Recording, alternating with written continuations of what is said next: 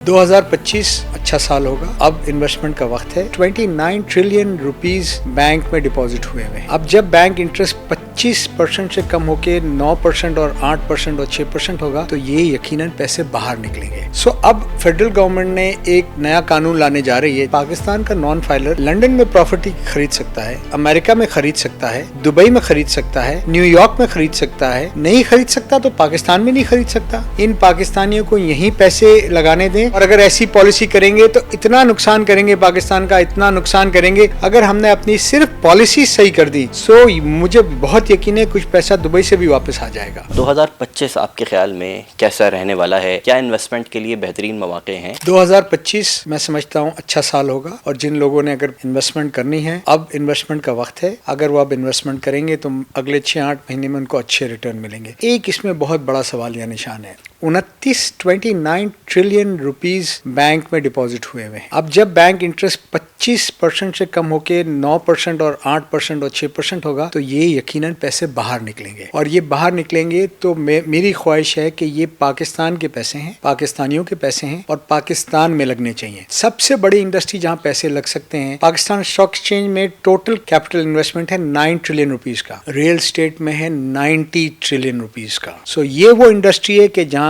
एक आम आदमी बहुत कंफर्टेबल फील करता है, कोई मकान लेने के लिए, कोई दुकान लेने के लिए, कोई शोरूम लेने के लिए। सो अब फेडरल गवर्नमेंट ने एक नया कानून लाने जा रही है जो अभी असेंबली में पेश करने जा रही है। वो कहते हैं कि पाकिस्तान में नॉन फाइलर 4 मिलियन रुपए से ऊपर की प्रॉपर्टी नहीं खरीद सकता और जो फाइलर भी है उसमें एलिजिबल फाइलर खरीद सकता है। तो मैंने उनसे सवाल किया कि भाई पाकिस्तान का नॉन फाइलर लंदन में प्रॉपर्टी खरीद सकता है, अमेरिका में खरीद सकता है, दुबई में खरीद सकता है, न्यूयॉर्क में खरीद सकता है, नहीं खरीद सकता तो पाकिस्तान में नहीं खरीद सकता। मेरे समझ से बाहर है। फिर आप ये एक और कॉन्सेप्ट लेके आ रहे हैं कि एलिजिबल फाइलर। वो ये कहते हैं कि अगर आपकी किताब में आपके पास 1 करोड़ रुपए हैं सो आप 1 करोड़ 30 लाख रुपए तक की प्रॉपर्टी खरीद सकते हैं। हमारी इंडस्ट्री के लिए जमीन रॉ मटेरियल है। सो हम ये समझते हैं कि क्यों 1 करोड़ 30 लाख रुपए। किसी फैक्ट्री से आप पूछते हैं कॉटन वाले से, जो जिनिंग वाले से कि कॉटन कितने की खरीदी है या कितनी पड़ी है। आप पाकिस्तानियों को रिस्ट्रिक्ट नहीं करें प्रॉपर्टी खरीदने पे, इन पाकिस्तानियों को यहीं पैसे लगाने दें ताकि जब सिस्टम में पैसा आएगा, इकोनॉमिक एक्टिविटी होगी, एम्प्लॉयमेंट होगी। ये जो एलाइड इंडस्ट्री 30-40% पे चल रही है आज, ये जब 80% पे चलेंगी तो 2 ट्रिलियन रुपए का एडिशनल टैक्स आएगा। अगर हमने अपनी सिर्फ पॉलिसी सही कर दी सो मुझे बहुत यकीन है कुछ पैसा दुबई से भी वापस आ जाएगा, या कम से कम ये तो मैं 100% कह सकता हूँ दुबई जाना रुक जाएगा। इन 3 सालों में लोगों ने बहुत परेशानियां फेस की हैं। इस तरह नहीं करें कि ये पैसा निकले तो गोल्ड में लग जाए, ये पैसा निकले डॉलर में लग जाए, या ये पैसा निकल के दुबई की रियल एस्टेट पे लगे। खुदारा पाकिस्तानियों को पाकिस्तान में प्रॉपर्टी लेने दें, उनको इन्वेस्टमेंट करने दें, उनको नफा कमाने दें। आप जो कहते हैं कि वो फाइलर नहीं,